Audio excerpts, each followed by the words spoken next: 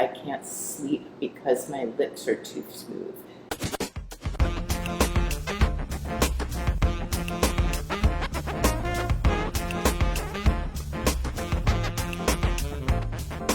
Hi, I'm Christine Griffin, and welcome to Social. I do this show every week, talking to small businesses in the beautiful Hudson Valley about how they're actually using social media in their businesses. And I'm here today with Ellen Sledge of Penny Lick Ice Cream in Hastings-on-Hudson, New York. How are you doing, Ellen? I'm good. Thanks for coming. I'm excited to be talking to you today because I've been following your company the whole time it's been around. How many years has it been? 2013 is when I started. Okay, so it's 5. Yeah.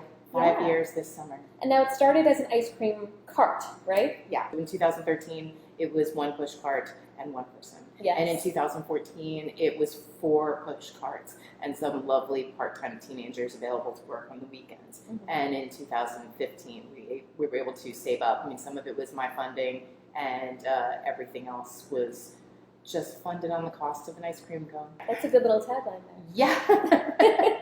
So that's how we got through so far. It is an ice cream cone and a dream. Yeah. Yeah, basically. And then when did you come into this actual space? I had to save up for the space. Ice cream shops are not cheap to build or run. We built this in 2015. We opened in September 2015. Never anybody's dream to open in September when you have an ice cream shop, but we made it work. That's fantastic. Now, clearly you must have had a fan base growing between the start of the cart and to get to the place where you had a brick and mortar. We did, which was amazing. On opening day, our line was 2 blocks long, and we shut down traffic. Nice. And we had what I had guessed from talking to other ice cream shop owners was about a month's worth of inventory, and we went through it in 36 hours. Wow. So it was really amazing and stunning and exciting and terrifying all at once. Ooh. And so I have a lovely friend named Mario, who's a magician out of Nyack. Oh my God! And so he opened the shop. I love Mario! I paid him to put on a show. Yes! You guys know I love Mario the Magician. just a block down at the VFW Park. He put on a free show for the town. Wow. I paid $5 for a boosted Facebook post. Mm-hmm. And all of a sudden, we had like a lot of local press. I love that. And we had a really great day. It was so crowded trying to get to Mario's show. My kids have been friends for a long time. We met years ago at a farmer's market when I was really just first starting my business in Pearl River. Mm-hmm. And it was wonderful. Has your social media strategy changed at all from just being a cart to being a brick and mortar? You still have a cart, right? We still have carts. Mm-hmm. They go to festivals, weddings, birthday parties, bar mitzvahs, corporate events, you name it, they're out there, and they are very busy. They're busier than they've ever been. Mm-hmm. We definitely post more on social media. A lot of it is still, hey, we'll be at this event. Hey, you should check out this event, and hey, you can buy ice cream there. Strategy. I don't really have much of one, to be perfectly honest. Well, there's nothing wrong with that. Yeah, it's I like to call that keeping it real. Yeah. Okay. So reality is that I'm posting when I have a free minute, and I'm avoiding doing something else. Yep. Social media is really good for that. Social media is a great place to procrastinate and do other things. Yeah, I could send my quarterly taxes to my accountant, or or I could post this ice cream cone just so. Yeah, I could say we have a new flavor here. And it's funny because we don't have a ton of followers on social media, but it works. Somebody sees that we have something and they come in. So you've seen that direct response? Absolutely, all the time. We always have a direct response, and we kind of use social media as an extra form of customer service. We respond to everybody. People contact our company through countless ways, lots of questions, and we respond all the time to everybody, and we respond basically in the same tone, in the same professional, courteous manner. The Facebook posts, Instagram posts are written by me. I'm not always taking the photos. I don't have time for that. Yeah. And I can't seem to work my phone properly. And if someone takes a nice one, why not? Yeah, use it. So it's a mixture of things, but I wouldn't call any of it a strategy. It works, but it's not a strategy. Yeah. Well, what works the best? Visuals. It's ice cream.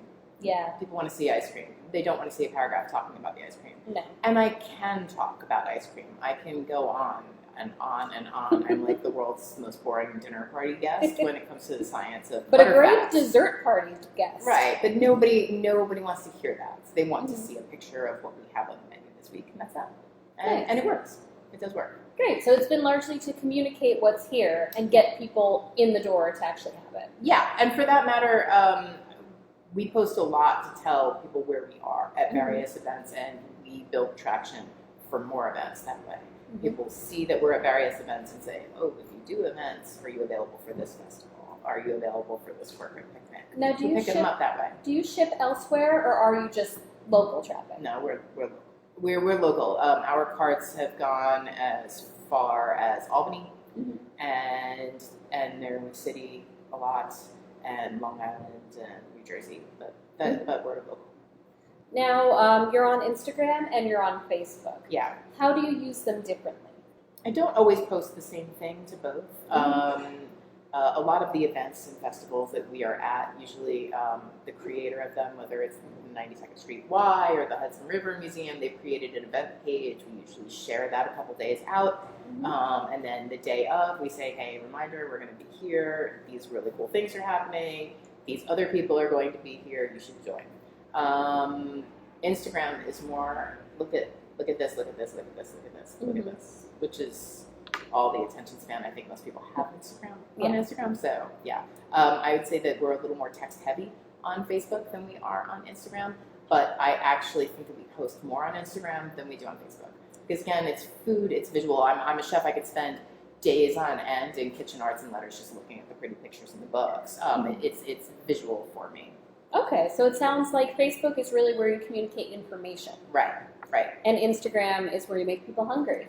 Basically. Nice. Yeah. But you do communicate information on both. You mentioned Twitter, but how that's not really a thing. It's not really a thing because I don't know if I'm just too old to get it, but I don't understand it at all. When somebody mentions us on Twitter, I hit the retweet button and the little heart. Yeah. That's it. That's about as far as we've gone.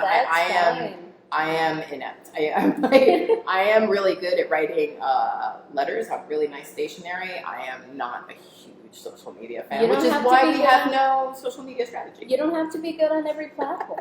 Yeah, so just be on the ones that you're on, and it sounds like you generally are. Yeah. It's just whenever I think of like food trucks or food carts, I think of the movie Chef. Have you seen that movie? I've actually still never seen that. Oh my God. I'm embarrassed to say it, but everybody tells me you would really love this movie. I think you know the people practically that are in this film. And it's funny, I have not seen it. And people, I intend to see that movie. There are lots of like Food Network shows that I don't watch. I can't. I live this every day. You're busy doing your job. I'm busy doing this. And before pastry, before Penny Lick, I worked in pastry very high pressure kitchens in New York City, and I've lived it all. Yeah. And sometimes I don't want to be reminded. That makes total sense. But it's about a food truck for those who don't know, and that's why I mention it.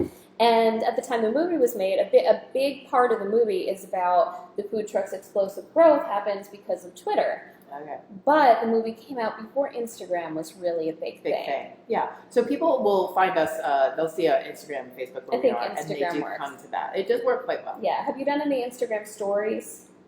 Okay, so. Ooh, a story. Yes and no. Because I don't know how to do it. I still don't know how to do it. But we did do one, and I guess it's permanently on our page. It's like it's a circle. Oh, it's a highlighted story. Great. That's what that's called. Good. I brought one of my employees who is who takes a lot of our photos, who built our website, and who is just graduated high school and is going to LIM in the city in the fall. Digital native. Yeah, and so she knows all the things. She doesn't.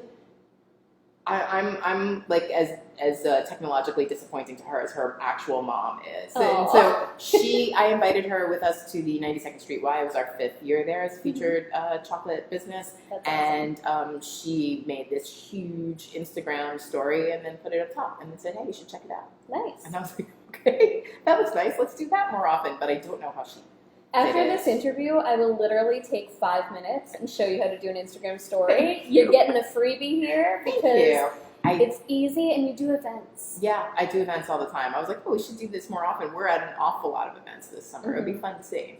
And I brought her there because I was just like, we get so inundated with people during the 92nd Street Wide that I never get 2 minutes to take a photo Again, or you're busy have a conversation. doing your actual job. So I literally gave her my phone and I said, go for it. I'll show you how easy it is. You can do it while doing your job. You actually can. Cool. All right. Yes, it can be stupid easy. Okay. Everyone check out Penny Lick's Instagram stories this summer. They're going to be lit. Thank you. They're going to be so lit, they'll melt the ice cream. So inept. I am so sorry. This has got to be like the weakest social media interview. You were talking to somebody who is really bad at social media. That is fine, because the fact is you're doing it and you do have a following. Okay. It doesn't have to be huge. The fact is it's the local people. They're literally coming in. Yeah. No, I will say this for our followers, they're engaged. Yes. People, there's a response, and that's meaningful to me. Have you noticed anything in particular that tends to engage them? I can be a little smart alecky with some of my comments on the internet, and they seem to enjoy that. Yes. But the internet loves sass. Yes, and snark. That I have in spades.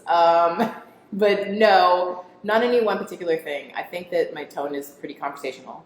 I make a point of not sounding unprofessional or impolite or crossing any barriers. I mean, I apply to it the general rules that somebody would apply to corporate communications. I think of Penny Lick as my own tiny little corporation. And so I think the same way I have 3 children, and one's a high school student, one's a middle school student, one's an elementary school student. And I say, you can never take anything back on the internet. So you want to be very careful about your tone. You don't want to write something that 10 years you will regret writing. So I can also be a little cautious. And you had mentioned that you try to keep the tone in your customer service responses and all that consistent with the brand. What is the brand's tone? We are very friendly. We are very professional. The customer is always right. I have a staff of 18 right now, and this is how I teach them, because an awful lot of them are teenagers. And this is their first job. A customer generally comes into a shop happy. And if they are unhappy, you actually have the power to change that. You can give them a free ice cream. And if somebody is upset with something, even if you disagree with it, it's not your job to disagree with it. Your job is to say that you're sorry. Say, on behalf of Penny Lick, I am sorry. And here's how we would like to make it right. We get, very rarely do we get a complaint. But we've had some weird ones. There's too much butter fat, and I can't sleep because my lips are too smooth. It was a really weird middle of the night comment we got. Another strange one was that the ice cream is too cold. We issue refunds. I have no other response to it other than I'm so sorry you're disappointed with your experience. But I mean, we've had the occasional negative Yelp review, and we offer them refunds and please come back in. And you keep it sweet. Sounds like in general, that's your strategy. Yes, this is sugar. Everybody should be happy in an ice cream shop. We want them to be happy. It's ice cream. It's ice cream. Amen. All right. Well, thank you so much. Hey, thank you. This has been Ellen Sledge from Penny Lick Ice Cream in Hastings-on-Hudson, New York. Again, I'm Christine Gritman. I do this show every Friday where I talk to someone, a small business owner in the Lower Hudson Valley, as to how they're using social media in their actual business. Tune in next week to see who I talk to next. Bye.